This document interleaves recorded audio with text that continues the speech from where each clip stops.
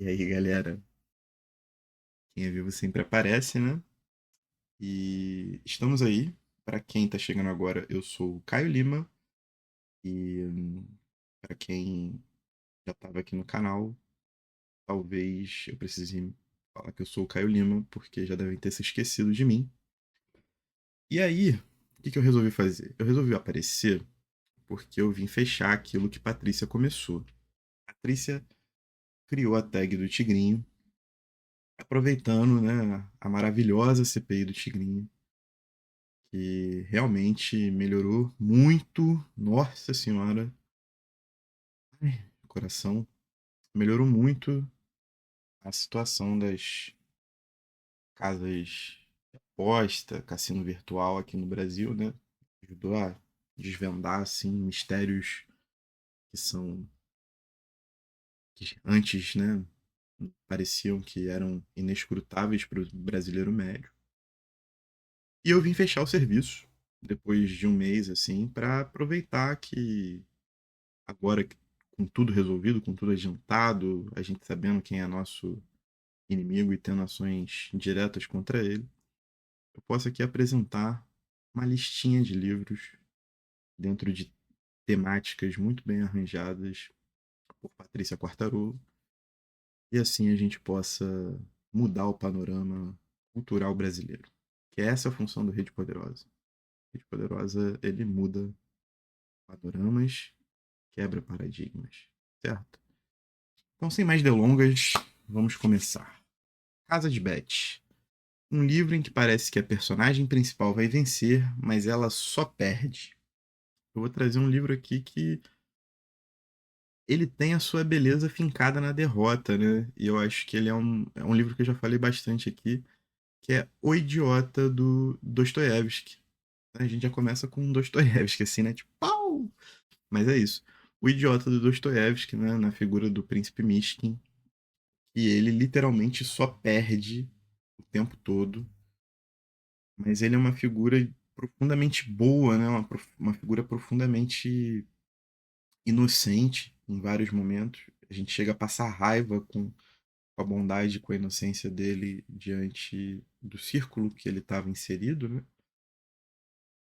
Mas não tem como não se emocionar, não tem como ler aquele livro e passar de maneira indiferente essas derrotas assim. Existe essa construção da figura do príncipe Mishkin em torno de Dom Quixote, Jesus Cristo e o próprio Dostoiévski como uma tentativa também de se inserir em relação ou de se compreender em relação à sua própria essência, sua própria virtuose, né? E é um livro avassalador, cara. Eu acho que os quatro romances principais do Dostoiévski, sendo que agora eu tô lendo Os Demônios, né? Eu tô quase na metade dele.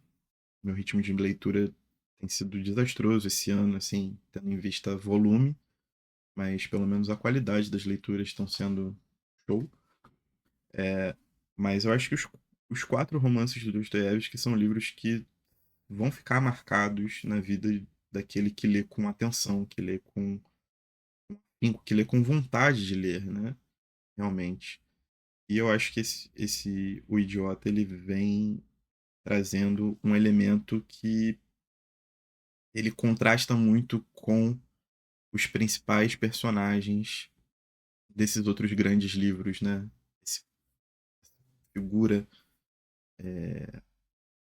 muito bondosa, muito inocente, é um contraste muito grande à, à grande eloquência do Raskolnikov ou as falhas e a imersão profunda que a gente faz nos irmãos Karamazov, né? Agora em Os Demônios você tem um acontecimento social muito permeado pela, pela política local, por uma série de questões sociais também, sabe qual é? Então acho que além da questão da recomendação, né, do encaixe na recomendação, que é a personagem que só perde, a gente tem também um encaixe muito interessante dentro dessa grande obra do Dostoiévski. Mas para quem não estiver tão disposto assim a ler o Idiota pelo tamanho, pela complexidade, fica o Noites Brancas também. Acabei de lembrar que o protagonista é um sofre, né, de um amor platônico aí e só se ferra também. Certo? Item 2. CPI do Tigrinho. Tudo é festa, tudo é alegria, um livro para se divertir. E aqui eu pensei num livro que eu acho que ele é muito divertido, mas ele tem profundas camadas de discussão e eu acho que vale muito a pena vocês conhecerem porque é uma autora que não, pelo menos assim, não produziu tanta coisa. Aqui no Brasil tem 3 livros dela e eu acho que são os 3 livros que ela lançou mesmo até o momento, que é a Valéria Luiselli com a história dos meus dentes, cara. Conta a história de um leiloeiro, barra, às vezes ele tem uma parte da história que eu acho que ele é caixeiro viajante, alguma coisa assim. Faz um bom tempo que eu li, tá? Eu posso estar perdendo alguma coisinha da história, mas ele é um leiloeiro e que ele acredita que ele será o melhor leiloeiro do mundo se ele tiver os dentes perfeitos. Manja? E com isso, ele começa a correr atrás dessa história e aí entra a questão de que a história vai para um caminho um pouco mais surreal da coisa. Alguns eventos começam a acontecer. É um livro curto, de 210 páginas, mais ou menos. E você tem um pano de fundo muito forte de crítica à arte ou como a arte é valorada dentro do mercado, dentro do sistema de produção que a gente vive, vulgo capitalismo, sabe qual é? Então você tem todo um corre em busca de dentes perfeitos para você ser um leiloeiro perfeito. É, e dentro disso, toda uma crítica acerca do que é arte, de como o mercado da arte se movimenta. Só que é surreal e é extremamente engraçado, pô. É como se você tivesse fazendo uma viagem de ácido, assim, muito doida, e ao mesmo tempo assistindo Trapalhões, assim, tipo, enfim. É incrível, incrível. Leiam Valéria Luiselli. Os outros 2 livros dela publicados aqui no Brasil não seguem essa linha mais bem-humorada, digamos assim, né? Mas essa linha mais escrachada, essa linha mais viajante, mas também são excelentes. Porém, a história dos meus dentes está no meu coração. E outro que eu acabei lembrando aqui de revesgueio é o conto O Nariz do Gogol, que também recorre para o absurdo, né? O nariz que sai, que foge da pessoa e ganha vida própria. E é simplesmente incrível e engraçadíssimo. Tipo, eu rolo de ir com o nariz do Gogol. Vamos para o item 3. Bonde do Tigrinho. Um narrador em que você não pode confiar. E aí, cara, eu pego muito livro, né? A minha linha de leitura, de certa forma, ela é uma linha mais experimental, né? E aí eu tentei pensar em narradores convencionais, mas que te dão caminhos tortuosos para navegar. É, eu acho que vale a pena citar aqui um cara que tem muitos estigmas em cima da literatura dele, principalmente por ser uma literatura difícil, uma literatura de doidão, assim, né? Muito experimental, muito dada a uma alta classe de literatura, que é realmente, o cara escreve muito, mas que às vezes fica um pouco estigmatizada por ser intransponível, que seja, que é o Thomas Pynchon. Então eu escolhi o Leilão do Lote 49, que é um romance bem curtinho, sei lá, deve ter umas 150 páginas, é o menor romance dele. O narrador, com Thomas Pynchon, no geral, os outros livros dele são atacas de mais de 400 páginas no mínimo, né? Aí se for pegar, tipo, Mason e Dixon já passa das 1.200 aí fácil. É, os narradores dele cumprem o serviço para com essa intransigência dele pela, pela fractalidade, pela busca da emancipação da condição do real. Então, acho que o leilão do lote 49 ele te guia por caminhos muito tortuosos, às vezes realmente você dá de cara com a parede, né? Acho que labiríntico seria uma excelente palavra. Porém, é uma experiência literária muito valiosa e acaba sendo uma porta de entrada bastante interessante para uma experiência bastante radical do fazer literário, que é o que Thomas Pynchon faz. Acho que Vineland e o Vício Inerente são livros mais fáceis até do que o Leilão do Lote 49. O Vício Inerente com certeza mais engraçado, então até encaixaria na categoria anterior, inclusive. Mas eu acho que o Leilão do Lote 49 acaba sendo uma experiência bastante profunda em relação à literatura praticada pelo Thomas Pynchon, a subversão que ele propõe. E aqui o papel do narrador é muito, muito, muito, muito importante. É o 4? É. Canudo ou microfone? Um livro que você não sabe definir se é bom ou ruim. E para essa categoria eu vou escolher um livro que eu li esse ano, que eu já estava a fim de ler desde que lançou, mas eu demorei quase 10 anos para ler, que é o F, do Daniel Kellman, lançado pela Companhia das Letras. É um livro que trata sobre três irmãos, né? Ele atua no ponto de vista de três irmãos. O livro é dividido em três partes, que são abandonados pelo pai. O pai é um escritor frustrado que leva os filhos num show de hipnose. O pai mesmo não acredita em hipnose. E esse cara da hipnose, né? Hipnotista? Sei lá, o cara da hipnose percebe a descrença do pai, né? Todo o desdém do pai para com o trabalho dele e chama o pai pro palco, hipnotiza o cara, fala que ele vai fazer todo o sucesso no mundo, mas para isso ele vai ter que seguir exatamente aquilo que ele quer no coração dele mais profundamente.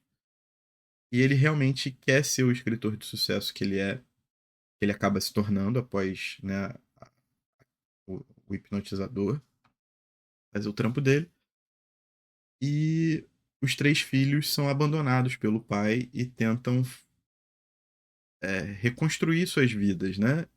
E aí você vê uma família se formar, uma relação fraterna se formar, com base no abandono paterno, em como isso reverbera para essa fase adulta que eles apresentam. Um é empresário, o outro é padre e o outro é um falsificador de quadros famosos, assim, né? Falsário. Eu acho que toda essa relação ela é muito interessante. Tipo, você tem um plot bastante legal que, de certa forma, acaba lidando até um pouco com a fantasia, né?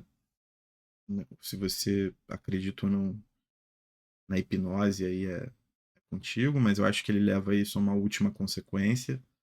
Eu gosto quando ele se desafia dessa forma, né? No caso, o escritor, o Daniel Kelman. Mas eu acho que falta muita. Como é que eu vou falar? Falta muita robustez para a implementação da ideia, sabe qual é? Em vários momentos me parece que falta traquejo, falta manejo.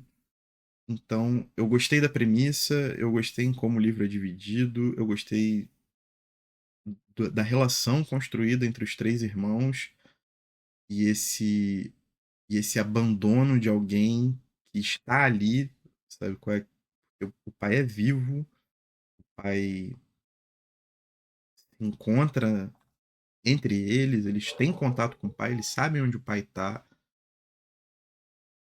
mas eu acho que falta robustez pro texto, então não sei se eu gostei ou não. Ele tá aqui no limbo. E é isso. Ninguém sabe de nada. Um livro em que a lei é driblada. Cara, aí eu fui encaixar uma parada aqui, porque nesse livro a lei é driblada, mas para fazer o bem, de certa forma, né? Que é o Apocalipse Bebê, da Virginie Despentes, ou Despentes, né? Que escreveu Teoria King Kong, A Vida de Vernon Subutex, que acompanha das letras faz questão de não trazer os livros 2 e 3 após ter publicado antes da pandemia o livro um, né? A Companhia das Letras. Parece até que eu coloquei esse livro aqui só para fazer esse comentário, né? Enfim, vamos lá. Apocalipse Bebê conta a história de uma adolescente que é filha de também um escritor, mas de uma família proeminente. Esse escritor está perseguindo prêmios maiores, né? Tipo, se encaixar no Nobel, em prêmios tipo como se fosse o mesmo Booker Prize da França, né? E ela se vê sufocada por essa família, foge sem deixar muito vestígio.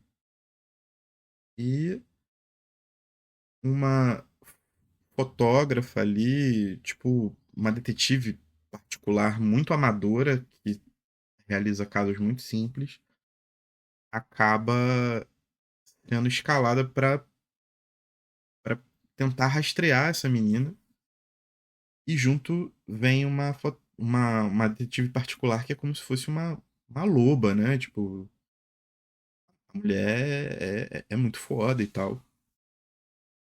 E as duas embarcam nessa viagem pelos submundos de Paris e depois de Barcelona, né? Então tem todo esse esquema de road trip também, né? E, cara, eu acho que você entra numa viagem muito doida, porque as duas, para serem as detetives particulares que elas precisam ser, elas acabam burlando muita coisa e tendo esse convívio muito próximo com, né, com seus contatos fora da lei, nos subúrbios das cidades, etc. Mas acaba que pelo ritmo em que esse livro ele segue, você tem uma experiência de leitura bastante fluida, bastante gostosa e cheia de reviravoltas, cheia de descobertas e easter eggs, etc., sem ser algo meio Marvel, assim. Eu tô falando isso mais de sacanagem. Mas você tem pontos-chave muito interessantes ao longo de toda a leitura, em lugares que você nem esperava tanto, sabe qual é? Item 6. Gera vício, sim. Um livro que você não conseguiu parar de ler. Cara, parece um pouco contraditório porque é um livro muito forte, é um livro muito pesado, ele é feito em espirais, mas foi a minha primeira experiência com o autor e eu fiquei completamente maravilhado, que é O Náufrago do Thomas Bernhard. Depois disso, eu virei um leitor quanto mais de Thomas Bernhard, não consegui parar mais assim. E tô terminando de montar a minha biblioteca de Thomas Bernhard em casa. E o Náufrago fala sobre a ida de um amigo pro velório de outro amigo que se arrastou para cima. E é um parágrafo só em que as coisas vão se sucedendo e você entra numa espiral louca de investigação filosófica muito pesada. E são cento e poucas páginas em que você vai seguindo nesse ritmo e ele não é nem um pouco fluido, ele é completamente caótico. Você entra num turbilhão de pensamentos e de tempos verbais e de adjetivos que vão se repetindo ao longo de várias e várias páginas para tentar encontrar essa investigação do porquê, do como, sabe? E aí você vai começando a penetrar numa questão que sai do individual para o social, que volta para o individual e que volta para o social, e a sutileza da violência, a sutileza dos pensamentos, né, da formação social, da formação cultural. Então, assim, é uma experiência em que você também torna-se náufrago, né? Você tem que. Você só tem a palavra, você só tem a literatura para se agarrar enquanto está com esse livro em mãos, enquanto está lendo. É livraço, livraço. Eu pretendo reler em breve, assim. Eu tô com bastante saudade de ler Bernard, inclusive. Mas é isso. Próxima categoria. Tudo é propaganda. Um livro que te enganou. Aquele plot twist maluco. Minhas leituras não funcionam nesse clima do plot twist, né? De, tipo assim, ter um acontecimento que vira toda a chave. Eu acho que eu encaro muito mais sobre essa surpresa do efeito narrativo em como ela me influencia. E um livro que me surpreendeu muito, mais do que eu esperava, eu já conhecia Marguerite Duras de outras leituras, né? O Amante, etc. Mas que eu acabei me encantando bravamente é o Olhos Azuis, Cabelos Pretos e A Puta da Costa Normanda. Né? São dois livros em um ali, lançado pela Relicário, se eu não me engano. E, cara, são duas experiências que elas te reviram do avesso, né? A, o Olhos Azuis, Cabelos Pretos, principalmente, ali é uma conversa de um casal dentro, quase um filme do Tarantino, né? Uma sala e as personagens, né? Tipo, ali sentadas se debatendo o tempo todo. E é vertiginoso, cara. E foram muitas sensações, muitos sentimentos enquanto eu li, assim. E eu acho que foi o último livro que me fez ter várias dessas sensações, né? Dessas grandes sensações que causam plot twists, né? Que te deixam, tipo assim, virado do avesso. Próxima categoria, eu acho que é a oitava agora. Vivendo de Paraíso Fiscal. Um livro que se passa num país, lugar que você gostaria de visitar. E eu vou falar aqui. Eu vou ser muito sincero, assim. Eu tenho vontade de visitar três lugares na vida, assim, pra fora, assim, que eu tenho vontade, assim, que eu falo, caralho, tem que me esforçar a vida inteira pra poder visitar. Um deles é o Chile, né, por motivos óbvios de bolanismo e paísmo, principalmente o bolanismo. Eu sou fundador da igreja bolanista no mundo. É o Peru, principalmente as montanhas coloridas, e a China, por conta da muralha da China, assim, são os três lugares que eu tenho vontade de visitar. Mas aqui eu escolhi o livro Os Rios Profundos, do José Maria Arguedas, que é meio que o romance de formação do Peru, assim, né?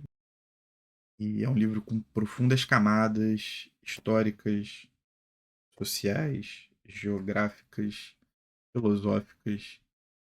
E é lindo, é lindo, é lindo, é lindo. Simplesmente é um tipo de livro que, para você que se interessa por Latinoamérica, é vital. Sabe qual é? Livraço, livraço, livraço, livraço. Nona categoria, Perdi Tudo. Um livro que te deixou na bad profunda. Não tem como ser outro esse ano que não seja O Deserto e Sua Semente, do Jorge Barón Bissa. Cara, o que eu vou falar desse livro, né? Livraço. Absurdo, absurdo. O Jorge Barón Bissa fez um grande monumento à sua própria memória. E é uma memória bastante fugidia, má. Não retira o elemento de uma certa maldade. E aí a gente discute depois filosoficamente o que essa maldade é. Essa questão vil, né? mas um grande monumento à sua mãe, ao seu pai, dentro de toda a violência que foi essa relação familiar, principalmente com o pai, né, obviamente. E saber que esse livro estava engavetado, é um livro, o único livro dele, e saber do fim dele também. Essa figura, essa figura que ele pinta, assim, né? Algumas questões de tradução, mas é um livro aterrador, assim, os vazios, tipo, aquilo, como ele se desfaz da própria imagem, tal qual a mãe dele está desfigurada, né? Como ele internaliza isso e ele vai, sabe, se atacando de maneira muito ácida por dentro, assim.